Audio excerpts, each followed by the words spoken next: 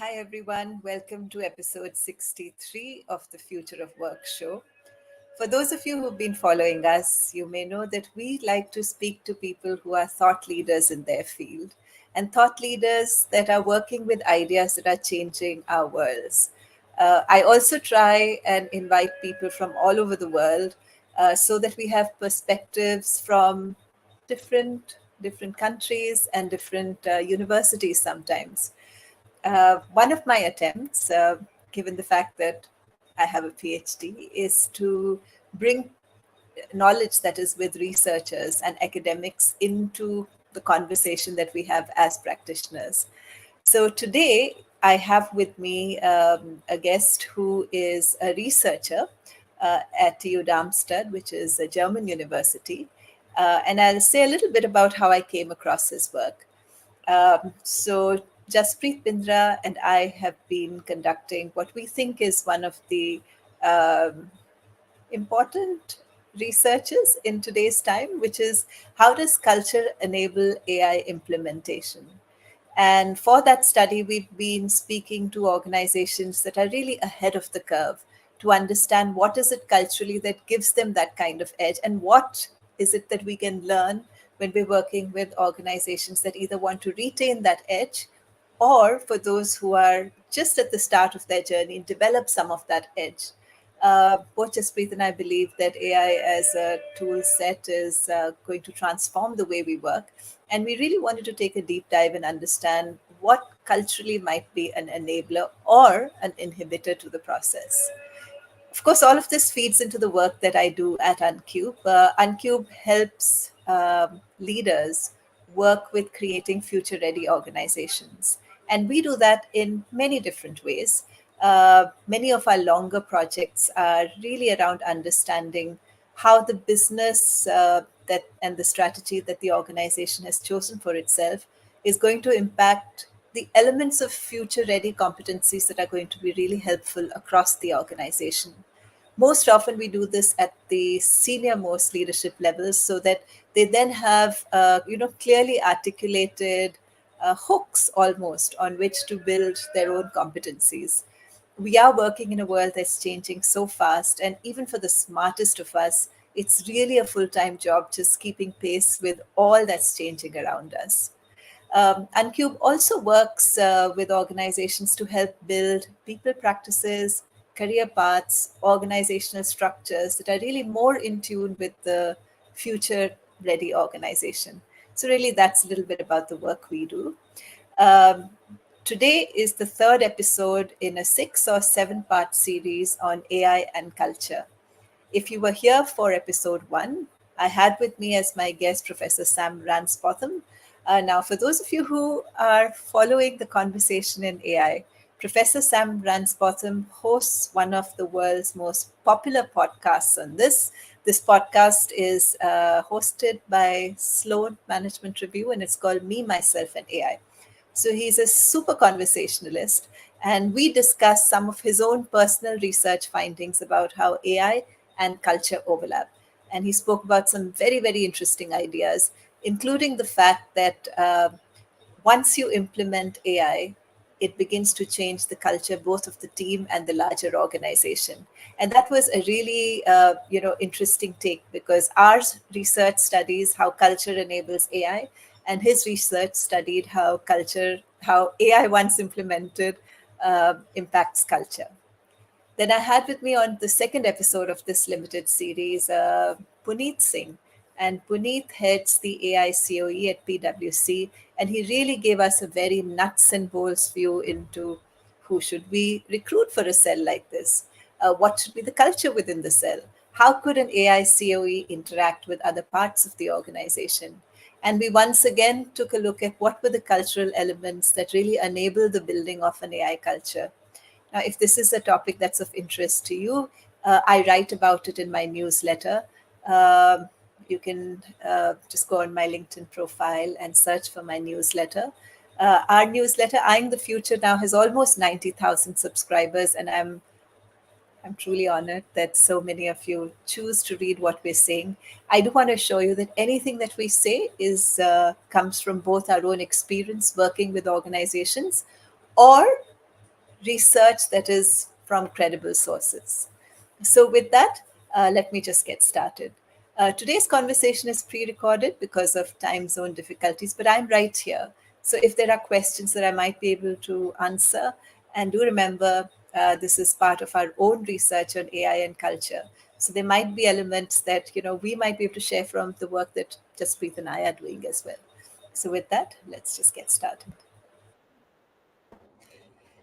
Hi, everyone. Welcome to this episode of the Future of Work show. For the last year and a half, the conversation across the organizational world, and in fact, no surprises in the world of academia, has been around the impact of AI and Gen AI on the way we work. To discuss one aspect of it, and which is what does it mean to have AI literacy within the organization? Who should have it? And how does that play out in enabling successful AI implementation? I have with me a very special guest today, Marc Pinski. He is a researcher who's associated with the Technical University of Darmstad. He's also been a consultant with BCG and therefore has his own set of practical experiences with AI. So with that, let me bring Marc on. Hi, Marc. Hi, thank you. So happy to have you with me here today. Delighted. Thank you. It's nice to be here. Thank you for inviting me. So, Marc, I came across your article in Sloan Review, I think just about a week ago.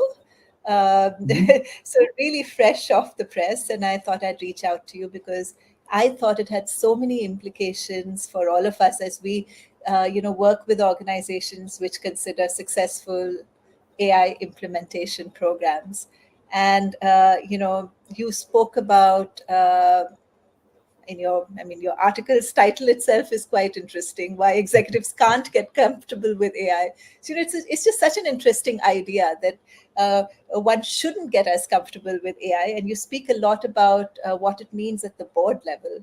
So can I just ask you to talk through a little bit of what some of your findings have been through some of the other research you've done? Why does board level AI literacy make so much of a difference? And why can't executives get comfortable with AI? Yeah, sure. So first of all, the one thing that we observed actually in the area that there was before AI is that a lot of executives, they were kind of like quite comfortable to only have superficial knowledge of IT in general.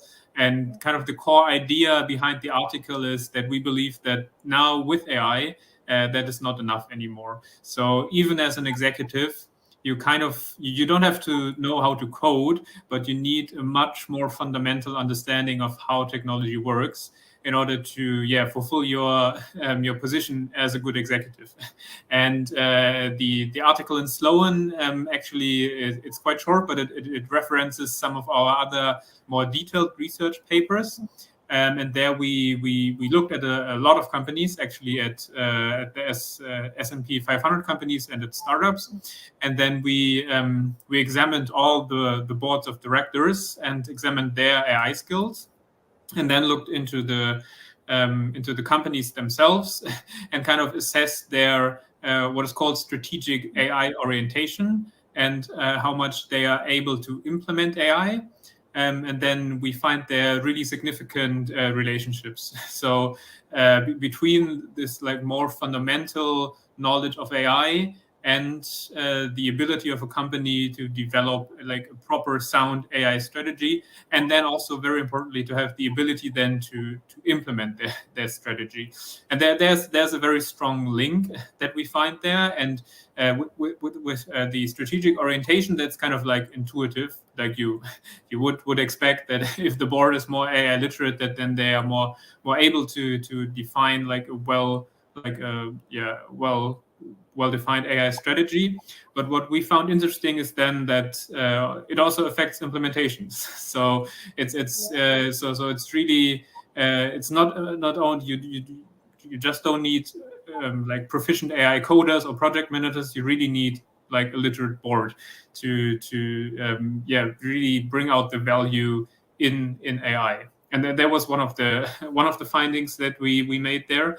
And then like one of the implications that we drew is that we see a lot of companies that kind of like allocate AI to one of the executives. That's typically like the CTO or the CIO, and then it's kind of like their job to see how they can utilize AI and how they can like drive value from that. But we think that that approach is wrong. We think that you really need AI literacy at all the board positions, and that's because AI is like such a diverse topic. You need a lot of like perspectives on that. So, for example, from the person responsible to legal, that person also needs to look into AI to bring their perspective on the topic. The HR person needs to do it. The marketing person needs to do it, and then only if you combine all those perspectives also on the executive level, you will be able to drive value from AI and to also use it responsibly. So that's one of the most important applications of the paper. Like, do not allocate it to one person. Like we saw that in the beginning of the digital transformation, that you had this new role called Chief Digital Officer, and some companies created this role of a Chief Digital Officer. And a lot of companies then stopped doing that because they found out if you allocate this topic of digital transformation to one person, that is not enough. It's like everyone needs to drive it. Everyone needs to own the topic. And we believe with AI, it's quite similar. And that was kind of like, I would say, the key message of that paper. Yeah, I found that pretty interesting because, I have an easier time visualizing it at a top management team level. That, yeah, if the top management team in an organization doesn't have enough AI literacy, uh, firstly, as you said, it's a strategic orientation. Can they even spot its potential? Can they even Mhm. think of the different ways in which AI can open either value discovery or greater efficiencies? Uh, what was interesting was that this plays out at the level of a board. That part was really interesting to me. And of course, your other finding that it also impacts its successful implementation. Um, I'm wondering if you have any line of sight into how does that actually work? Like, why is it that a board's literacy impacts so much within the organization? And, I'm going to dig a little bit deeper. This whole approach of having a CIO or a CDO who has AI literacy, that's a much more popular approach because obviously it's so much easier to hire one person who has that kind of expertise. Mhm. What's different in the case of AI that wasn't true of earlier technologies? Yeah. Yeah, so that's a super interesting question, and we actually have to do some follow-up studies on that because we didn't look qualitatively into the data. We looked quantitatively at like what percentage of the board is AI literate. But what I believe could be some of the reasons is that if like a board member, they have this topic AI on their mind, and they acknowledge that they have to engage with it and like think about it, then their attention on the topic will kind of drive outcomes throughout the organization. So, for example, if the person responsible to HR uh, really has the topic AI on their mind, then this, for example, might drive the hiring policies on a higher level, which then cascades down through the company.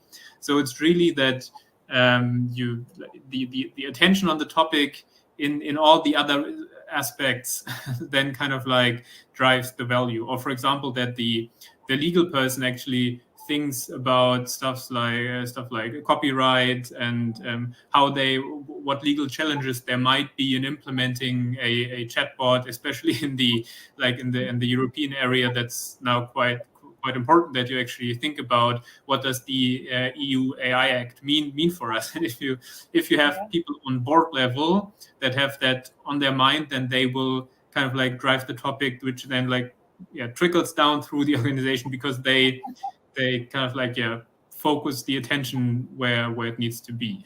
That would be at least one of my hypotheses. But yeah, I would need to validate that, but I guess it's a sensible hypothesis. No, it's super interesting. And, people, by the time they reach board level positions, they're fairly senior, fairly accomplished in, some field, whether Mhm. it's, HR, legal, business. So, they come with a certain background that is almost never technology. I mean, Mhm. one or two people might have technology, but that's not the average board member's background is not tech.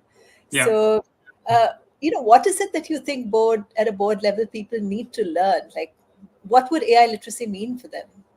Yeah. Yeah, that's super important. So obviously, we don't mean with AI literacy, for example, skills like software development or something like that. They don't have to write code, but we still believe that. And we believe that the word of literacy kind of like expresses this very well, that you need to understand the fundamental principles of how AI works compared to other technologies. Because now we see that all kinds of projects, they kind of like state, okay, this project is powered by AI and AI does this and that. And as a board member, you kind of need to judge uh, is what they claim, like is AI really able to do that? A lot of people overstate maybe what AI is capable of doing it. So for example, I would say like an executive would need to know what like general types of AI are there, and then what are the implications of using that technology, what are the risks, and what can the technology do and what it cannot do. So for example, I would say somebody would need to know what a neural net refers to and how it works generally. You don't need to be able to code it, but you need to know that ChatGPT is based on neural nets, and that they are kind of like statistical processes in general, and that like they predict words, and that it's like a non-deterministic process behind that, and knowing that enables you to judge much better what this technology can do in certain cases and what it cannot do. Got it, got it. So what you're saying, if I understand you correctly, Mark, is that at a board level, people don't need to be deep in the coding, quite obviously, or the Yeah. technicalities of maybe creating that tool, but they need to know enough to be able to evaluate that tool Mhm. for what it can actually do, and perhaps you alluded to it a little earlier, that what are the implications of that. Perhaps sometimes even from a regulatory perspective, and what are the dangers associated, what safeguards need to be in Yeah, place. yeah. And then, I mean, one of the key things that distinguishes AI from prior IT is this whole idea, or this whole black box character of the technology. That like with some technologies, you really like nobody can tell you why the AI decided to do what, and like understanding this whole mechanism is very powerful, because it then like kind of like shows you, yeah, how certain applications work, and then you just don't ascribe this like magic to AI. What a lot of people do, and they believe all kinds of like problems can be solved if you just like throw some AI model on the problem, and and if you know what these models like, what can go into these models, what can go out of the models, what are the risks associated with the outcomes, then you can judge much better in which situations it would make sense to implement something, and then you can on a board level decide, do we want to go forward with investing AI in this specific area. Yeah, I Very believe that's nice, quite key. very nice. But who should be helping boards with AI literacy? Like, who should come and talk to them? Yeah, that's quite difficult. So, some of the things that we propose is that you, as a board member, you kind of like need to challenge yourself to really understand the technology and seek out sources on your own, and you will always like hit this barrier where it becomes like a little bit technical, and you need to acknowledge that it might not be comfortable as an executive to go there, but you still need to do it. You need to talk to maybe to the developers, to product managers with more knowledge about AI than yourself. You need to I don't know, read some papers, and you will always reach this this kind of like barrier where then becomes too technical. But we believe it's part of the process of becoming AI literate, that you continually challenge yourself, and kind of need to accept that that you need to be a little bit, become a little bit more technically literate, but that's part of the process. So coming back to your questions, I would recommend like go to the technical people, talk to them, and then try to distill the essence, the business aspect, the aspects important for leadership out of that, and because they're or go to other AI literate executives if they are, but otherwise you like it. It's kind of like a journey that you have to go through yourself, I guess. That's a hard one, Mark. I'm sure you're going to run into that because most board members, even if they're Yeah, interested, yeah, you but I want to make mean, the best use of your time. So, like, you'd want someone to say, okay, here are three things. Read these three instead of like maybe 10 others, which you might stumble upon, but maybe they don't exactly have the kind of information. So I'm wondering if there's anything that you've come across. I know that you're working on AI literacy scales independently as mhm, well. That would be really helpful for board members and perhaps others in the organization also to, how do you even begin becoming AI literate? Uh, mhm. what goes into it? Yeah. So I believe there's a lot of great material just online that for example, you could go to YouTube and watch a video about how a neural net works, and that it might feel weird as an executive to do that, but then still in the end, like if you seek out those resources, in the end, you know how a neural net works, and I believe I mean, executives are quite well paid, and they're well paid because they have to confront themselves with very like hard problems, right? They need to make sure that a company sustains, like keeps creating value, and if that means that you have to challenge yourself and learn something about AI, then I guess you have to do it. And yeah, coming back to the questions of which resources are out there. There's some quite good newsletters that people can which like kind of like summarize all the AI news from 1 week.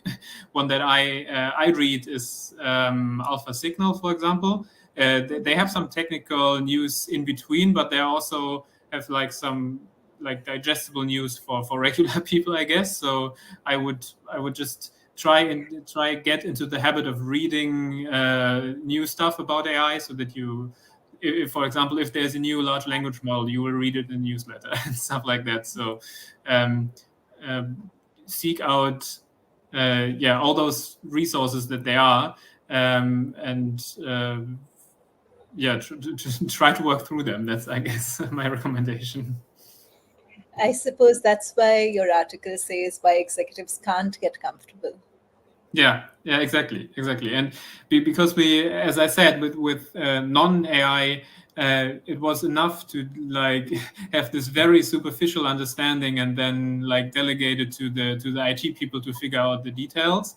And we believe AI becomes such a like fundamental technology that that's not enough, and now you can't get comfortable. And then additionally, you have this whole development of the rate of change. So AI is changing so fast that that adds another layer of why you have to continually challenge yourself.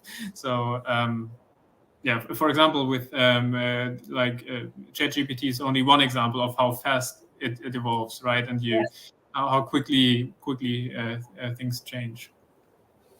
So, talk to me a little bit, Mark, about the conceptual model that you're building around AI literacy, cognition, behavior, attitude. How does that play in? Just what does that mean for AI?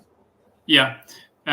So we coming back maybe to the term of literacy, we believe that we deliberately chose the term literacy and not knowledge or skills or behavior, because we think that to really like seize the value of AI and use it, you knowledge is not enough, and then like skills alone are also not enough. So literacy is really this construct, which describes this holistic proficiency, so to say. And to this proficiency, you have different dimensions, and then one of the dimension is your I don't know, your cognition. So like all the knowledge that you acquire about AI, all the stuff that you read. So that's one dimension. But there are also other dimensions, like for example, being able to use a large language model and talk to it, knowing which prompts to put in. So this is kind of like the skill dimension. So we believe you can kind of like break literacy down into more digestible parts, and therefore we developed this conceptual framework, which has the aspiration to break down this broad construct into more smaller parts, which then show you exactly what kind of like things you need to know in order to use the technology. So somewhere in your research, you find that people who have access to AI tools, then do far better with their orientation towards AI more broadly. Can you speak a little bit more to that? How does that work? So I'm not sure. Are you referring to the paper where people used AI and then we asked them about how if they liked working Want with? to work with AI? Yeah, that's another one Yeah. that I want to actually understand, because that's super counterintuitive, and I wasn't sure whether that was just this data set, or do you think there's something else that's going on?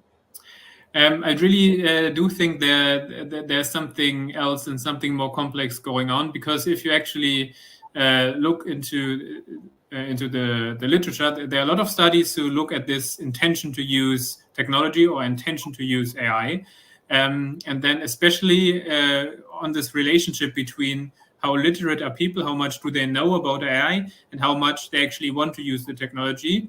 There are like quite a few studies which find a positive correlation, and then there are quite a few studies that find a negative correlation. So How there, do you there, there, explain?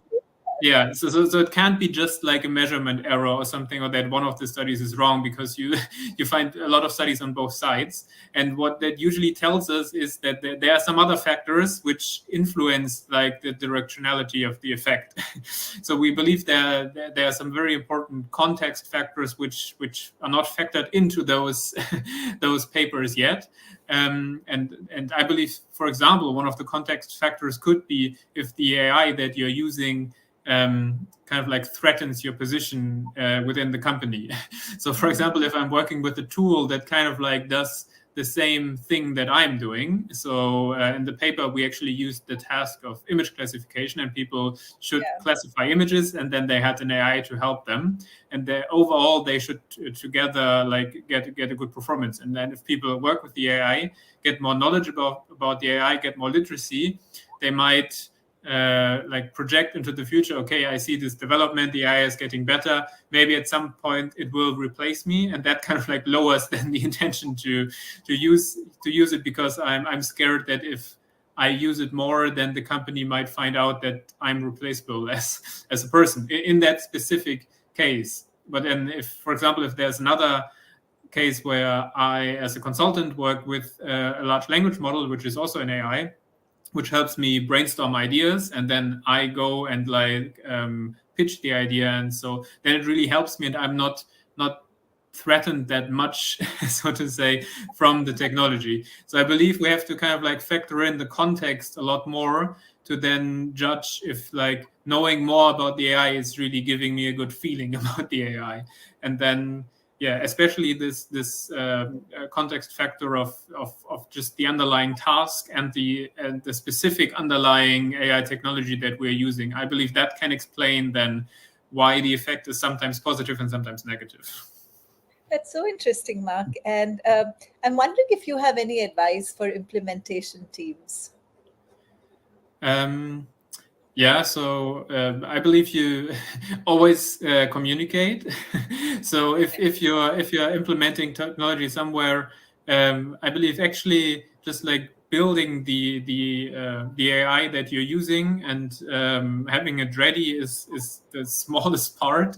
You really need to communicate with all the stakeholders in the process. So also as a board, kind of like part of AI literacy is knowing that much about AI implementation is just communicating, and I believe if you do that well, and then, for example, even if the AI that you try to implement is replacing some workers, if you communicate it in the right way and ensure them that their capacities is going to be used in some other way, then they still might be willing to do that a lot more, right? So in Germany, we, for example, we have labor shortage right now. So I believe there are good reasons to like automate a lot of jobs, because all the tasks done right now, we're still going to find a lot of other tasks what these people can do. So if like as a board, you at least if you intend not to like let all of them people go, you can do a very strong communication strategy to then implement the AI and get everyone on board on doing that. So that's the first point. And then the second point, try to bring the AI literacy also to the people using the AI. So like do AI trainings, like not only communicate the process, but then also like enable them really to use it, teach them what are the risks the AI has that they use, what are the upsides and the downsides. So I guess those 2 points. And that's $1 million question. I'm sure you get asked all the time. I'm sure you're also asked the question, which I think most people would really struggle to answer, that how is this going to affect jobs? Which are going to go, which are going to stay? I mean, there's this general notion that now with the whole Gen AI movement, we are now starting to automate more knowledge jobs, and I do see that partially happening, but I still believe there are a lot of other, like the capacity that is now freed up because I save time on maybe brainstorming ideas. I believe that we can use that then on maybe implementing those ideas in a better fashion or something. So I do see some of the knowledge jobs being automated, but I still believe that there's a lot of work which then needs to be done, followed on. So I don't see all the consultants being replaced by large language models, for example. But I do think that a lot of like tasks which were previously not automatable are now being automated, but then still the technology still needs a lot of maintenance and and other work that needs to be done around the technology. Thank you so much, Mark. Really appreciate our conversation. I'm going to go back with a few ideas. One, I love your central idea that the success of an AI implementation program in an organization depends so much on board and top team literacy, how it impacts both the potential to discover opportunity and the successful implementation of that. I also love the idea that there's no way for a fundamental technology like AI to reside just within one or two experts. It needs to be held far more broadly at a senior level, because that's when an organization really is going to be able to make the best use of that technology. And of course, that has so many implications. I do actually accept and do understand in part this idea that none of us can ever get terribly comfortable with our existing knowledge of AI, just because the field is changing and evolving so fast that it's going to mean I think everyone's going to be on their toes for a long time.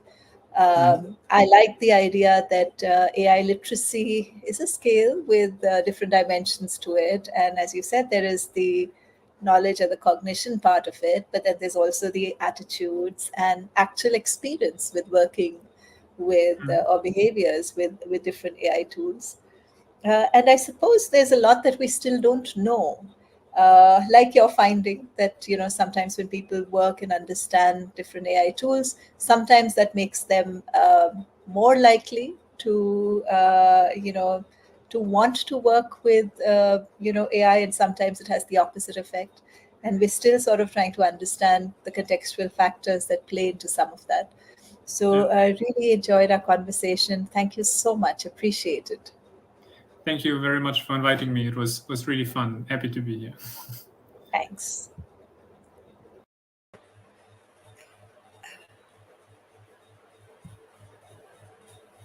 Thank you for joining us for this live conversation.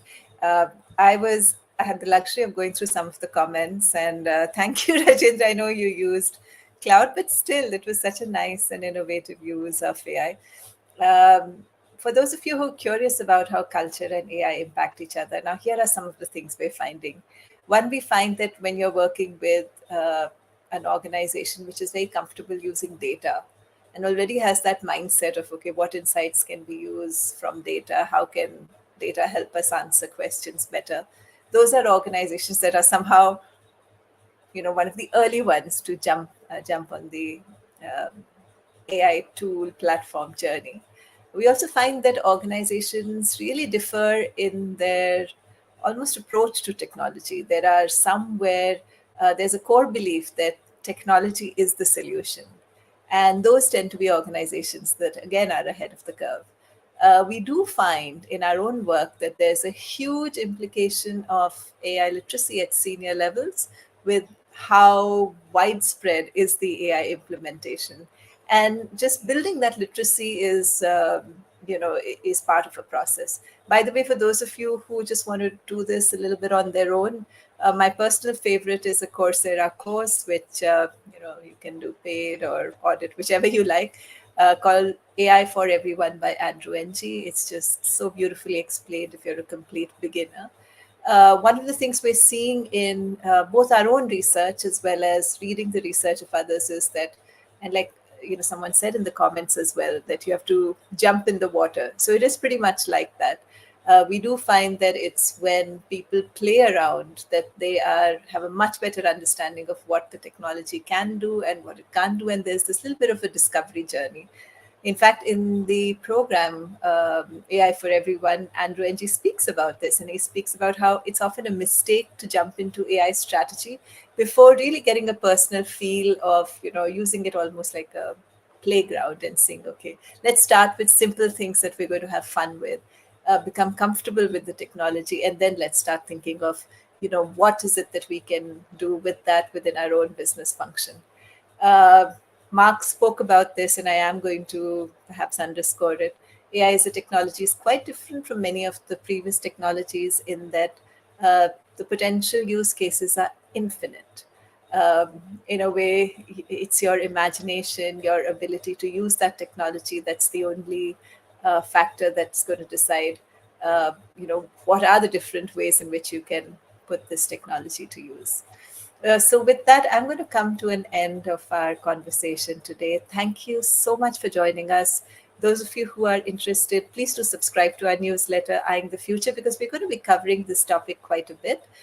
We've already done about 3 or 4 articles on AI and culture, and there's several more that are coming. So, if that's an area of interest, that's one way in which you can follow us.